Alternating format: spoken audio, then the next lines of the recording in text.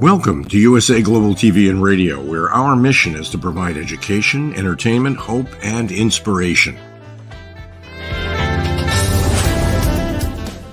USA Global TV and Radio connects you with experts and audiences all around the world every single day to help you succeed in business and to live a richer life. Visit us at usaglobaltv.com to learn about career and life-changing training and mentoring programs like the Listening Mentor.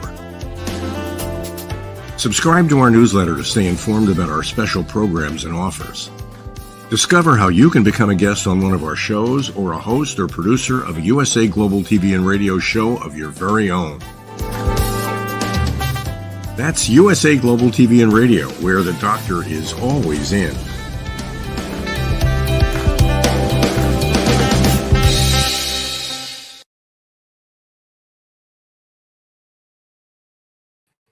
Howdy, y'all. This is red.olaughlin again here on Talking Heads on the USA Global TV and Radio Network. We're in a 6-part series on cancer, its causes and options. We've been through a lot of different areas.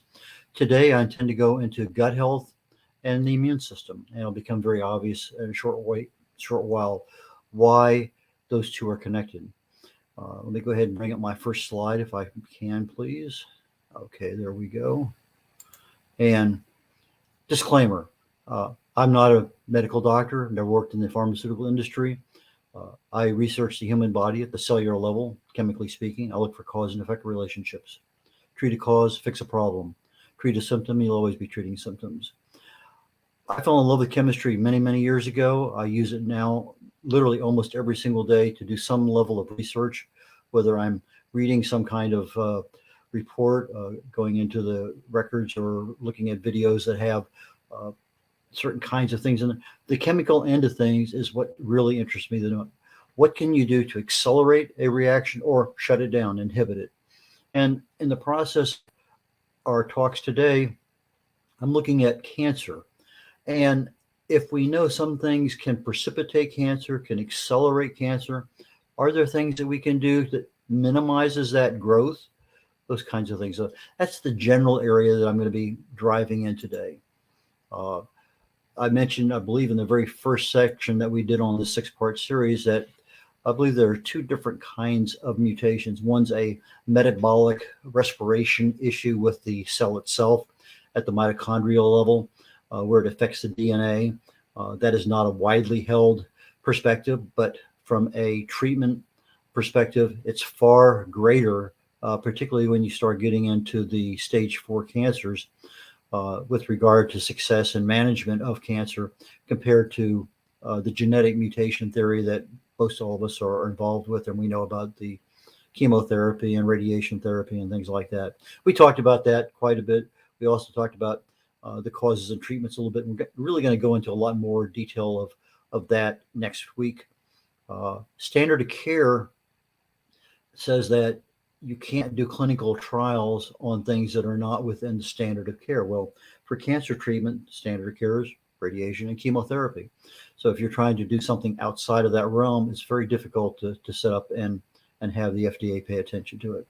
But as always with our shows here on Talking Heads, we're first for awareness. Are you aware of this? Well, no. Well, let's get a little bit of education.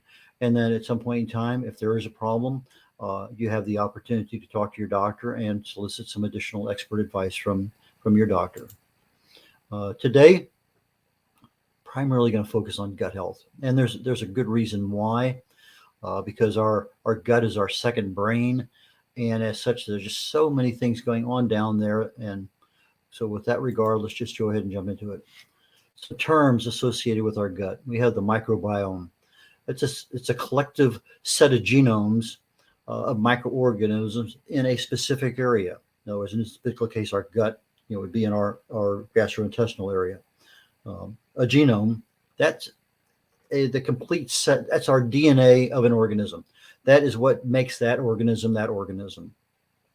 The microbiota, that is, we'll be using that term more than a couple times today, but that's the entire environment, the community of the microorganisms living within your gut.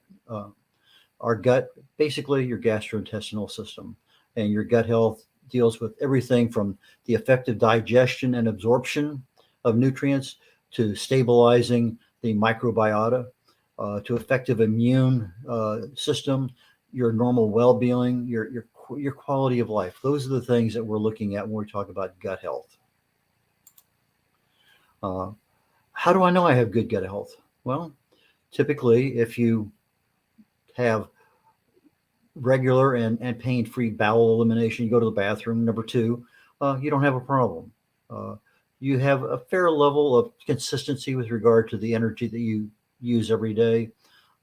You might have at any point in time, yeah, a little bit of gas, a little bit of bloating, but it comes and goes, and it's not an issue.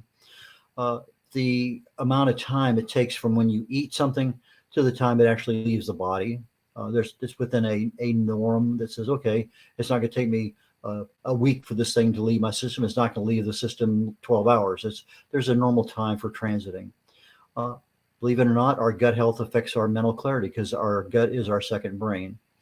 And then we have certain kinds of reactions to food and stress that affect our health. And basically, when we have a good gut health, our reactions are pretty good. How about on the other side of the equation? They'll flip the coin. Uh, we end up with upset stomachs a lot more often than we want, constantly tired, fatigued, have trouble sleeping. Sometimes the foods we issue uh, either upset our stomach because we end up with a lot of uh, gas coming off of it, intestinal issues, maybe diarrhea, just things that make life uncomfortable. Sometimes you end up with an unintentional weight gain or weight loss because our bodies are not processing the food in the way they need to. And as such, you may end up sometimes with skin irritations, so some rashes. Migraines, again, second brain, it does connect. You might have autoimmune issues, might be moody. A lot of things in there said, okay, if you have some of these symptoms, no guarantee of it, but you might start looking at maybe your gut health isn't as good as it used to be. Okay, so as our gut goes, the rest of our body goes. Dysbiosis, that's the microbiota, in the organisms living inside our gut, uh, are when they become imbalanced. You have good bacteria, you have bad bacteria. There's a nice healthy balance in there. Uh, but when they get too much good, too much bad, everything is awry. You have a problem. And you can see a lot of different kinds of systems, diseases, and wellness issues develop as a result. Eczema, rosacea, psoriasis, dermatitis, anxiety, depression, dementia, a lot of different kinds of dementia, autoimmune diseases, Hashimoto's thyroiditis, Graves' disease, rheumatoid arthritis, type 1 diabetes, lupus, multiple sclerosis, and over 100 more. You might have allergies, obesity, osteoarthritis, and today's topic, cancers. A lot of leukemia and brain cancers, I think, are linked probably more so to the gut. Now, obviously, colorectal cancer and that kind of thing is there. But when you look at cancers that are outside the gut, those are two that are somewhat common. Why do I think that the immune system and gut health are connected? Well, because about 80% of your gut is your immune system. And the way your gut is being treated, if it's being treated well, you got a nice healthy balance there, your immune system is going to be doing pretty good. But if you're constantly in disruption, your microbiota is heavily maybe the wrong kind of bacteria down there. Now we start having a lot of other issues. But your entire immune system is more than just the gut. It's all the cells and tissues and organs that fight disease. It could be your white blood cells, your lymphatic system, your thymus, your spleen, your tonsils, your lymph nodes, your bone marrow. All these things interact with your gut and signal things saying, hey, got a problem over here, send somebody out to take a look at it. And that's what they do. They'll send out some white blood cells, and if it's something that looks okay, no problem. If not, they attack it and go on. Okay. Our immune system, this could almost be a 6-week topic. There's just so many things in there. But there are a few things that we probably do need to talk about, particularly with the pandemic. We've heard things about the innate immune system. That's basically when you were born, whatever immune system your parents had, you got part of each one of their systems. So you picked up some immunity from them. And some parts of the world, that's pretty good because of the environment they live in. You have a natural immunity to certain kinds of things that other people who are not living there come in, become exposed to, and they have a difficult time dealing with them. You have an adaptive immune system. In other words, now all of a sudden, the body sees something it doesn't recognize, and it sends out fighters to deflect, to kill those foreign invaders. And then you have what's called a passive immune system. These are where over time our body acquires antibodies, whether through vaccines or through infections, whatever it may happen to be. And we build up our own internal system so we can be more adaptive to fighting things that might come our way.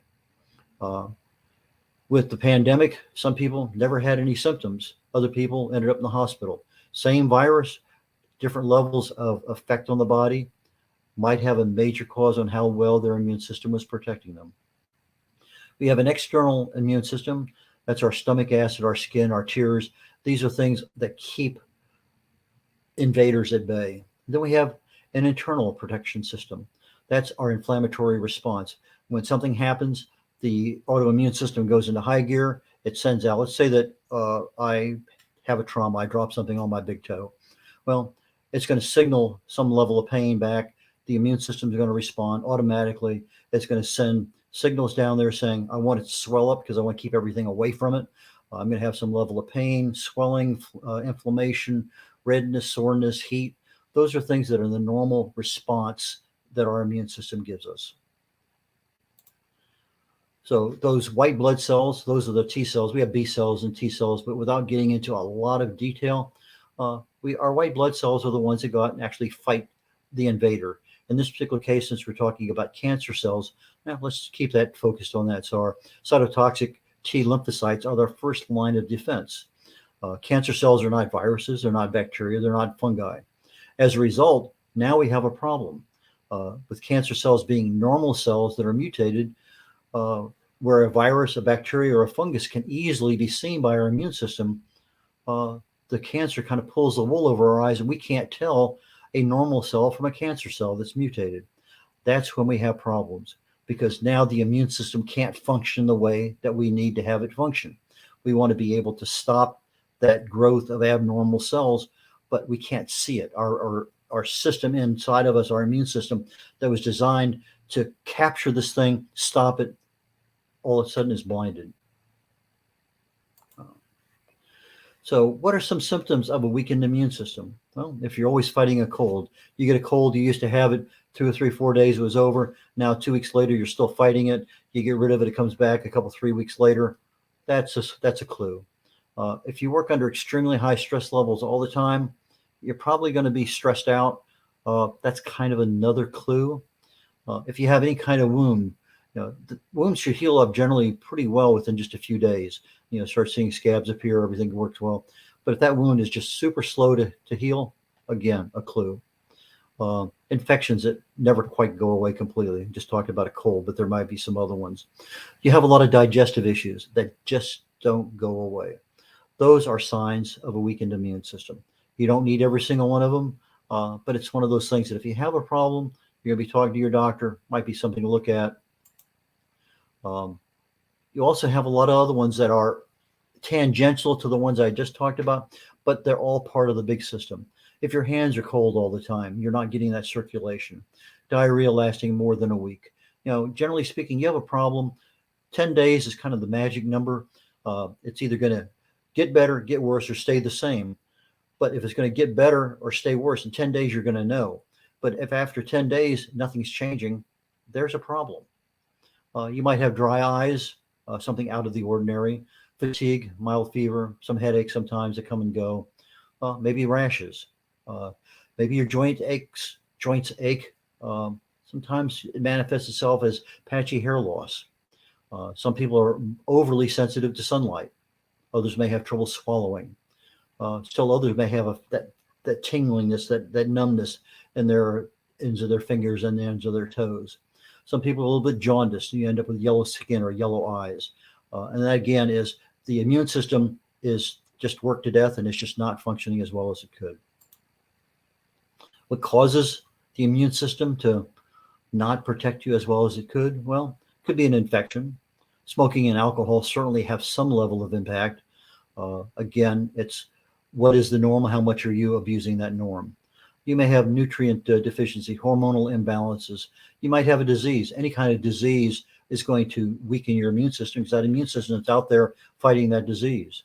And then again, you have medications, antibiotics destroy the gut, and as such, they're going to destroy the immune system. So there may be a lot of issues causing it. And when you sit back and say, well, maybe need to take a look at my medications to see if that's what's causing this issue, because they will tell you with the symptoms, side effects of that particular medicine.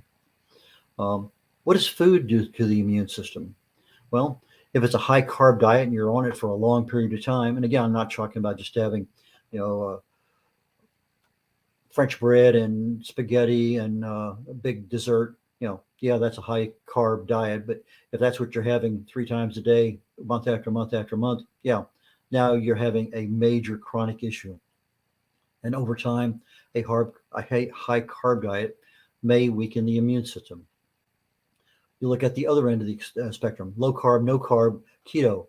Well, in some areas that may have a little bit of damage to the immune system, but as a general statement, it actually enhances the immune system. And again, a lot of these things it's the level of whatever you're doing. If you're on a low carb diet, 10 carbs or less, what I consider low carb, that is something that if you're getting the rest of the nutrients you need, probably not an issue. But if you're not getting those other 30, 31, 32 nutrients your body needs on a daily basis, you're probably going to have a problem. Now, proteins in the immune system, you need proteins because they become the building blocks for the immune system to send out all these fighters to do what they need to do. Now, if you look it up on Google, it's going to say, well, fats can trigger inflammation, but you have to realize that we have different kinds of fats. You get the monounsaturated, polyunsaturated, whatever, saturated fats. But if your fats are primarily omega-3, now you're not in a inflammatory condition. But if you're having a lot of omega-6s, that's your safflower, your corn oil, basically your vegetable oils, if they exceed a 1-to-1 ratio with your omega-3s, that leads to an inflammatory condition in the body. So if your diet is a lot of fried chicken, French fries, that kind of thing, now you're getting not only the fried foods, you're getting a lot of other issues in there too. And again, that's vegetable oil. Obesity, if you happen to have a lot of extra fat around your middle, that is almost like another organ that operates on its own. And it's like a low-grade chronic inflammation that's just constantly sending out signals to the body. Dietary fiber has been known to reduce some levels of inflammation. And that is one thing that should be part of your normal nutritional supplements. How does food affect our basic gut health? We just talked about the immune system. What about our gut? Well, if I'm on a high carb diet, definitely can disrupt our microbiota because we want to have balance there. And if all I'm doing is shoving just a lot of carbohydrates in there, unrefined sugars, pastries, cakes, pies, whatever it may happen to be, a lot of soda, a lot of high fructose, those are things that can disrupt that normal balance in our gut. What about the other side? Well, in most cases, we're saying that a low carb keto diet kind of helps the gut out a little bit. Helps out the immune system. But from a gut perspective, it disrupts our small chain fatty acids. We have the ability to produce another level of protection in our body. And again, if it's something that we're disrupting to a major degree, something else is going to be affected. Proteins, again, that helps the immune system. They help the gut. Gluten, dairy. Well, gluten and dairy, you have the gluten molecule and the casein molecule, they're almost mirror images of each other. If you have a gluten intolerance or sensitivity, you may very well have a dairy intolerance or sensitivity. A lot of speculation as to whether gluten really causes leaky gut or not. I happen to believe it does. You have zonulin, which is a molecule in the body. In your gut, you have little bitty tiny openings that allow the digested food to allow those nutrients to seep through the wall of your intestinal wall, get through your immune system, and then be deposited into your bloodstream. Well, zonulin controls how wide those openings are. Well, in a gluten-filled environment in your gut, those tiny, tiny little openings become huge caverns, and now you're letting everything, undigested food, go through the immune system, again, weakening it and causing problems that could lead to some kind of autoimmune disease down the road. Again, a lot of speculation out there. I can find almost as many articles that support it as not support it. But again, with cancer, you're going to find, well, this is what it is. This is what it's not. Well, then you have somebody else. No, I disagree. What you're saying is not is. So just a lot of things out there, and you have to kind of weigh, who do you believe? How do we strengthen our immune system? Well, obviously a healthy diet, and that means not necessarily a total keto, but again, if you're getting the 30 nutrients your body needs on a daily basis, that is the critical one. Exercise, some level of combination of exercises regularly, whether it's daily or weekly, whether it's endurance, weight training, balance, stretching, lots of different kinds of exercise that employs oxygen, without oxygen anyway. Those we need the exercise to get the blood flowing. Hydration, super critical to keep our bodies hydrated. Sleep, that's where our bodies repair everything. If we're having a problem with sleep, chances are our bodies are not getting the repair necessary. Stress, we've talked about that so many times already. Stress creates a lot of problems. Go back to last week's episode on cortisol. Stress is a major problem for health. We need to minimize that. Smoking, alcohol cessation definitely will strengthen the immune system. Okay, let's talk about the immune system and cancer. Well, if our immune system could attack cancer cells, we would never have a problem with cancer. We just need to keep our immune system going, and that would go in there and boom, we take care of it. Well, our immune system takes care of those bacterial and viral infections. And sometimes those infections can cause cancer. And so we really need to keep that our immune system going at a top-notch level. So if we can fight off those things that cause cancer to start with, if it's bacterial or viral, then we're in good shape. But sometimes even those can hide, or they become chronic and our immune system gets low. And where we needed that extra regimen of fighters to come in, they're not there. And that bacterial infection or viral infection now becomes ingrained in a certain part of the body and really becomes difficult for the immune system to get to. But if we can fight off these precursors all the time, then we don't have a problem. Well, chemo, when you're taking the conventional standard of care, really does affect the immune system. I mean, you're talking about taking a bullet and ka-choom, just shooting your immune system right in the foot. You're not doing it any good at all. Cancer also weakens the bone marrow that provides some level of immunity. So any kind of medicine that you're taking for cancer, whether it's a radiographic, whether it's chemo, you're going to have some effect on your immune system. As your immune system becomes affected, it's going to be less likely to help you. However, there are some cases where they'll use immunology to enhance the immune system that now responds to certain kinds of cells and treatment. So if you can incorporate the immune system to help your cancer treatment, for instance, we know that fasting enhances the immune system. It's one of those things it does. In fact, I think I have a slide. Let me just poke down here real quick. I think it may be the next slide. Yeah, there we go. If you talk to your standard oncologist, they want you to maintain weight. My wife was going through chemo not that many years ago, and that was one of the standard things. You come in, you weigh them, and then you go through this and that. Did you eat? Did you not? And they want to make sure that, well, that's one standard thought is I need to have that person at weight as healthy as possible. But just eating doesn't necessarily guarantee good health. Maintaining a weight doesn't necessarily guarantee good health.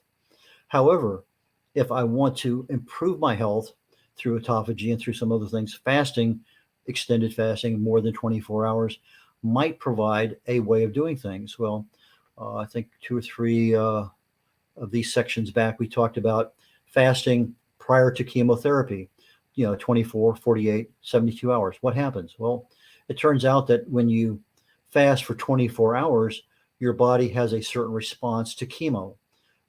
That fasting provides protection for our normal cells, but it also allows the chemo toxicity to increase in the cancer cells. So you have like a double whammy. You're protecting the good stuff and you're really hammering the bad stuff. So the fasting improves. Now you do a 48-hour fast before chemo or a 72-hour fast before chemo, and you're really doing a lot as far as helping yourself along. Dr. Walter Longo is one of the guys that I follow. I do a 72-hour fast every month to rebuild my immune system. Autophagy, as we talked about before, our cells produce a certain amount of debris, trash, and stuff that could be recycled. But if we don't ever allow the trash trucks and the recyclers to show up at each cell, dump all the trash out, recycle everything, put it back in, and move on to the next cell, autophagy over time is just going to have that cell so full of stuff that it can't function well. Well, at about 17, 18 hours, depending on what kind of diet you're on, your body is going to go into autophagy incrementally at first. So you just kind of turn the light switch on with a rheostat. You can just see the light, but it's not blinding you. At 72 hours, your autophagy system's working pretty well. So what Dr. Walter Longo found out was that if you treat breast cancer out there in some of his tests, they found out that a 72-hour fast worked almost as well as the chemotherapy drugs did in attacking the cancers. Well, if they did a 72-hour fast ahead of time and then did the chemo, they had much better results.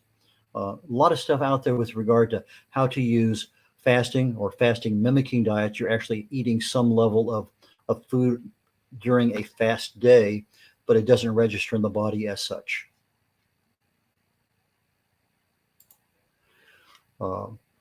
Okay, so what we're just talking about here protects the normal cells, enhances the chemotherapy, and protects the immune system from chemo. And it doesn't make sense.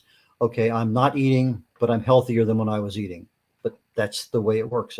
And that's why some of the people say, I want you to eat. You show up at your oncology appointment to get your chemo drugs. That's one of the first questions. When's the last time you ate? Well, I had breakfast. Okay, fine. Well, I had dinner yesterday. They start to question you. So again, it's a mindset as to who believes fasting will help you and who doesn't. One of the things that I noticed, particularly during my wife's chemotherapy, just before we went into radiation, fatigue. No matter what happened, she was taking naps all the time. Didn't have an appetite, just nothing. I managed to alleviate some of the side effects of the drugs, but fatigue I couldn't tackle. It was just too big a elephant in the room. Then I read Dr. Terry Wall's The Wall's Protocol. She's an internist. Late in life, she came down with MS, got progressively worse. Nothing worked. She ended up in a wheelchair for years. She wrote a book called The Wall's Protocol based on her research of autoimmune diseases. Within 3 months, she was able to walk using a walker. A month later, she was walking using a cane. By the end of the year, she could bicycle 18 miles. Well, I said, let's try that. I talked to my wife, and sure enough, on the first day of radiation, our radiologist assured us that her fatigue would get worse. 48 hours later, she shows up on day 3, morning of, and she has no fatigue. End of the week, she's volunteering back at the church. The last day of radiation therapy, we drive 1,000 miles to Jacksonville, Florida. I run a U-Haul. She follows me by herself, 500 miles each way, 48 hours after her last radiation treatment. Fatigue is common. It's there.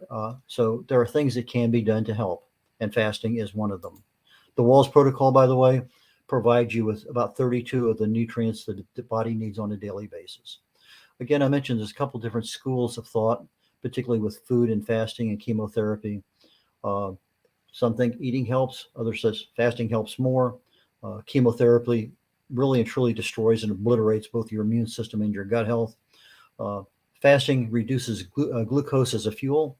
And from our earlier discussions on cancers, glucose is one of 2 fuel sources that a cancer cell uses. And if you can shut down glucose, like a ketogenic diet, you're starving the cancer cell of being able to live. And that was a guy, 1931, Otto Warburg, got a Nobel Prize for that particular theory that he proved. But it turns out that some cancers also live on glutamine. Our body makes glutamine. And as such, there are some metabolic processes that you can shut down the glutamine synthesis in the body with some drugs. There's some other things that also can work.